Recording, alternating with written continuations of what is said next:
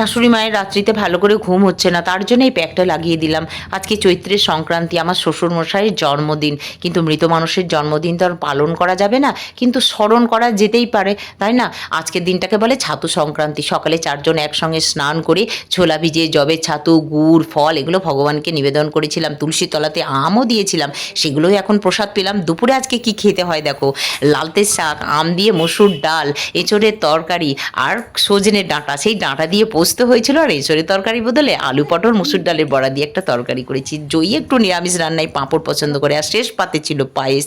বিকেলে আমরা দুজন হাঁটতে হাঁটতে চলে এসেছি দেবরাজ ঘাটে। এখন এখান থেকে একটা জার কিনে গঙ্গার জল ভরে নিয়ে যাব শিউরি। যখনই আসি এক জার করে জল নিয়ে যাই, ওখানে তো গঙ্গা নেই। আকাশে কি মেঘ করেছে গো! এই ঘাটটা তোমাদের চেনা লাগছে না? শ্বশুরমশাই পারলৌকিক ক্রিয়াকর্ম হয়েছে। গঙ্গার ধারে দাঁড়িয়ে মনে মনে ভেবেছি একটু বৃষ্টি যদি হয় ভালো হয়। সন্ধ্যাবেলায় এত বৃষ্টি, পাড়া দিয়ে একটা নদী চলে এসেছে।